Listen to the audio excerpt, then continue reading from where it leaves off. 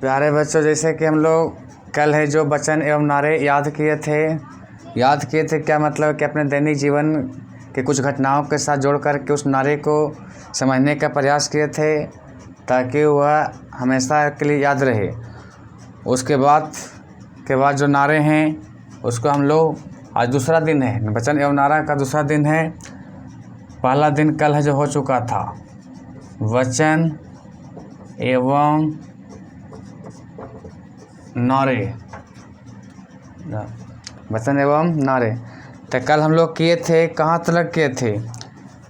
कल हम लोग किए थे कि वेदों की ओर लौटो तक हम लोग कल कर लिए थे। आज हम लोग करेंगे पहला, आज का मतलब पहला, आज का पहला है सारे जहां से अच्छा हिंदुस्तान हमारा। पहला है सारे जहां से अच्छा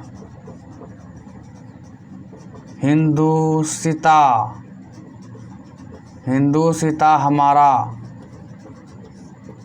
किसने कहा था? ये जो वचन है, नारे हैं, इस नारे को सबसे पहले किसने कहा था? सारे जहां से अच्छा हिंदुस्तान हमारा, वो किसने कहा था? तो इसको कहे थे अल्लामा इकबाल। कौन कहे थे? अल्लामा इकबाल कहे थे। बच्चों, आप लोग बोर्ड पर जैसा कि देख रहे हैं कि सारे जहां से अच्छा हिंदुस्तान हमारा किसने कहा था? तो इसको हम लोग कैसे याद करेंगे? सारे जहां से अच्छा हिंदुस्तान हमारा बोलता है हमारा जो हिंदुस्तान है वो सारे जहां से, सारे दुनिया से अच्छा है। कौन अच्छा है? हमारा हिंदुस्तान। हमारा हिंदुस्तान जो है सारी दुनिया से सबसे अच्छा है। और हिंदुस्तान को हम लोग क्या बोलते हैं? प्रेम से अपने हिंदुस्तान को माँ बोलते हैं। हम लोग अपने हिंदुस्तान देश को क्या बोलते हैं? प्रेम से माँ बोलते हैं। अपनी भारत माता को माँ बोलते हैं।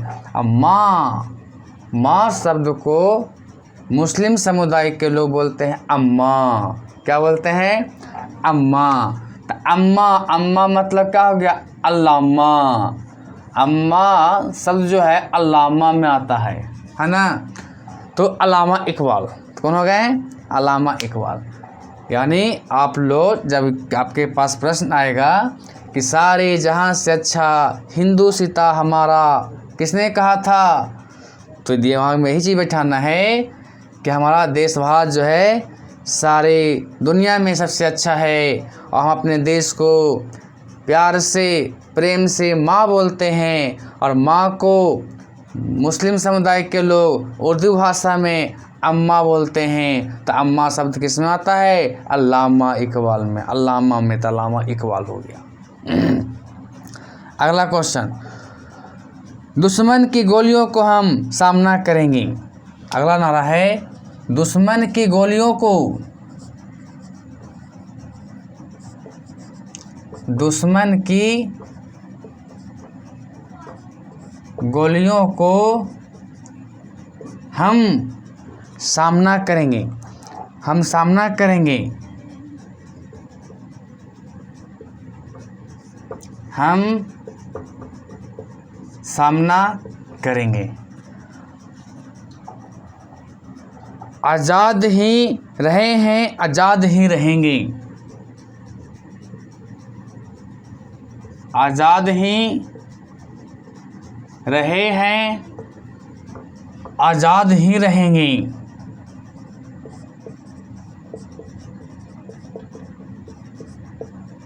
ये नारा किसने दिया था? बोलते हैं कि दुश्मन की गोलियों को हम सामना करेंगे, हम आज़ाद ही रहे हैं, आज़ाद ही रहेंगे। ये नारा किसने दिया था? देखिए शब्द क्वेश्चन में ही आ रहा आज़ाद। क्या रहा है? आज़ाद आ रहा है। तो कहने वाले भी कौन रहेंगे? चंद्रशेखर आज़ाद। आज़ाद का है तो आज़ाद ही रहेंगे। तो कहने वाला भी कुछ होंगे? आज़ाद ही रहेंगे।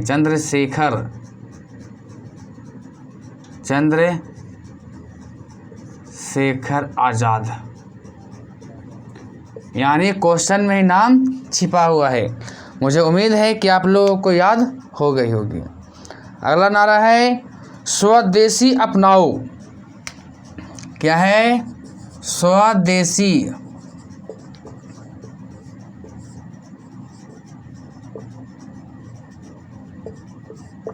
अपनाओ। स्वदेशी, स्व मतलब क्या होता है? खुद का। स्व मतलब क्या होता है? खुद का। देशी मतलब देश। खुद के देश को अपनाओ। तो खुद के देश का अपना, खुद का देश का नाम क्या है? भारत। क्या नाम है? स्वदेशी अपनाओ। मतलब खुद का, स्व मतलब होता है खुद, देशी मतलब देश। खुद के देश को अपनाओ और खुद का देश का नाम है भारत। अब भारत शब्द किस में आता है? भारतेंदु हरीश चंद्र। भारतेंदु हरीश चंद्र जी ने कहा था कि स्वदेशी अपनाओ।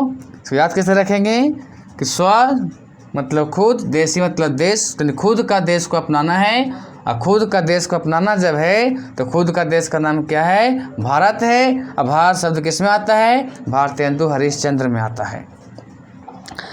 अगला है कश्मीर चलो। अगला है कश्मीर चलो। देखिए भाई, बोल रहा कश्मीर चलो। अगर आपको कोई बोलेंगे कि चलो कश्मीर, तो कश्मीर एक ऐसा जगह है कि वहाँ जाने पर, वहाँ लोग घूमने के लिए जाते हैं तो वहाँ का दृश्य ऐसा है ना कि वहाँ का दृश्य देखने के बाद लोगों का मन को मोह लेता है। तो वहाँ से आने का मन नहीं करता है, मन को मोह लेता है। तो मोह लेता है क्यों? डॉक्टर मन को मोह लेता तब मनोहर हो जाएगा। क्या हो जाएगा? डॉक्टर मुरली मनोहर जोशी। देखिए, जब कश्मीर चलने की बात हुआ तो कश्मीर जब हम लोग जाते हैं या गए तो वहाँ जाने के बाद हमारा मन को क्या हो गया? मोह लिया। मनोहर, मनोहर मतलब मोह लिया। मन को क्या हो लिया? मोह लिया, मनोहर। थोड़ा सा कुछ अटपटांग यहाँ पर लग रहा है, लेकिन हम लोग है जो इसको इसके साथ जोड़ने का प्रयास कर रहे हैं, है ना। कैसे जोड़ने का प्रयास कर रहे हैं कि कश्मीर चलने के बाद, थोड़ा कश्मीर में जाते हैं घूमने के लिए तो वहाँ का स्थान जब देखते हैं तो वहाँ का दृश्य देखने के बाद हमारा मन को मोह लेता है। तो मन को मोहना मनोहर से कुछ मिलता जुलता है, इसलिए आप लोग याद करने का प्रयास कीजिएगा, समझने का प्रयास कीजिएगा। उसको कैसे याद रखेंगे? मनोहर जोशी। अगला है काम अधिक बातें कम। काम अधिक बातें कम किसने कहा था? काम अधिक बातें कम किसने कहा था? देखिए भाई, जो आदमी ज़्यादा बातें करता है उसको कोई नाम नहीं लेता है, कोई काम नाम उसका नहीं लेता है। लेकिन जो व्यक्ति बातें कम करता है और काम अधिक करता है, जो व्यक्ति बात को कम करता है, बात कम करता है, गप्पा कम मारता है और काम ज़्यादा करता है, तो उस व्यक्ति का हर जगह हर समय लोग उसका जय जयकार करते हैं, हर जगह उसका नाम लेते हैं कि फलना व्यक्ति बात कम करता है और काम ज़्यादा करता है। हर जगह पर उसकी जय जयकार होती है, हर जगह पर उसका नाम होती है, जय जयकार। तो जय शब्द किस में आता है? संजय गांधी। कौन हो जाएंगे? संजय गांधी, है ना। देखिए, जो व्यक्ति बात कम करते हैं काम ज़्यादा करते हैं उस व्यक्ति का नाम समाज में हमेशा जय जय होते रहता है। तो जय शब्द किस में आता है? संजय में आता है, तो संजय गांधी हो जाएगा। छठा प्रश्न, छठा है कि जय जवान जय किसान। जय जवान जय किसान और जय विज्ञान।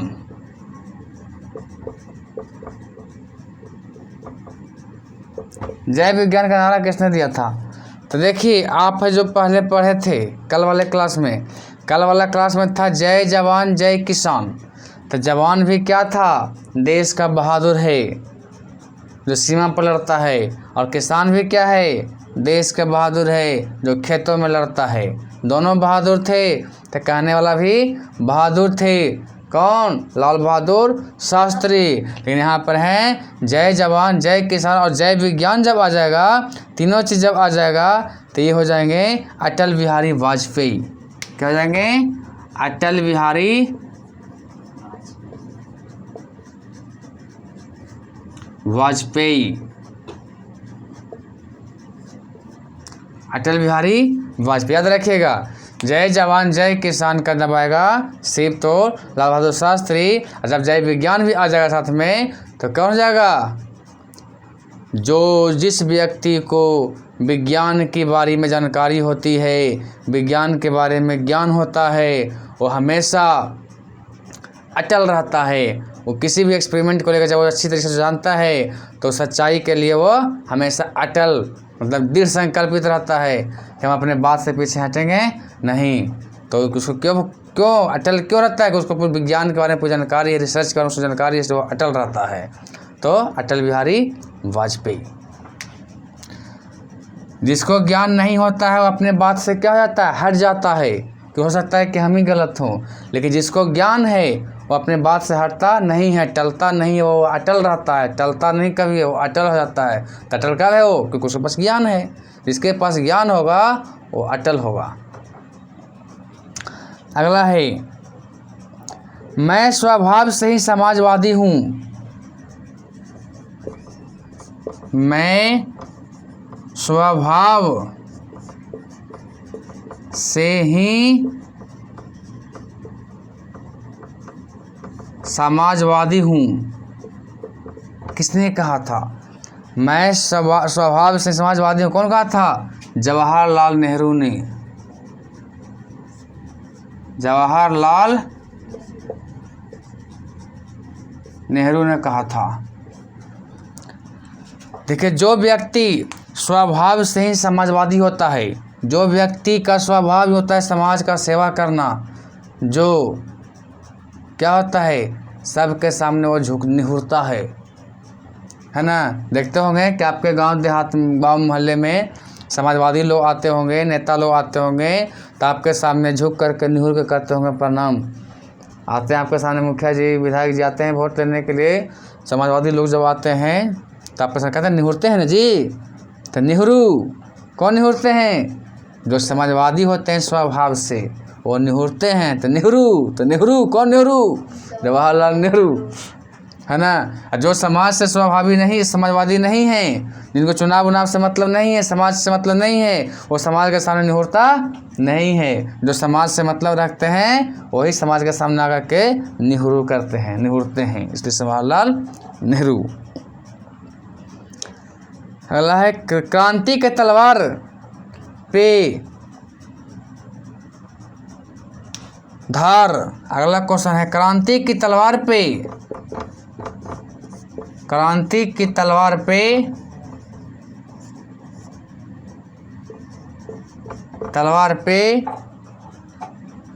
धार वैचारिक। क्रांति की तलवार पे धार वैचारिक पत्थर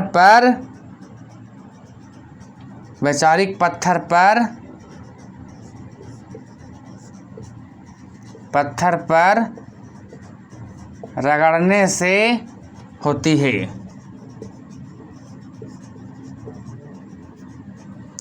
देखिए, इसको कैसे याद करेंगे? इसको कहे थे भगत सिंह।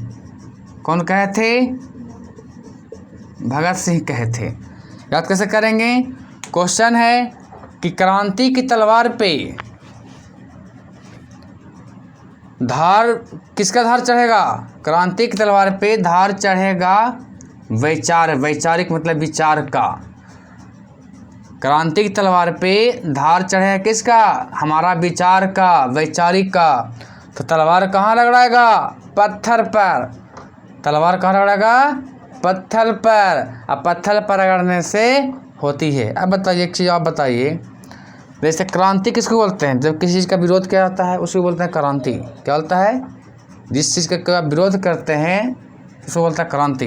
हमारे जाके किसी व्यक्ति से जो हमारा विरोध चल रहा है, किसी व्यक्ति का हम विरोध कर रहे हैं, है ना, तो विरोध कर रहे हैं तो हमारे अंदर में कुछ विचार होगा, उसके विचार से हमारा विचार नहीं मिल रहा होगा, तो उसके विचार के खिलाफ हम विरोध कर रहे हैं।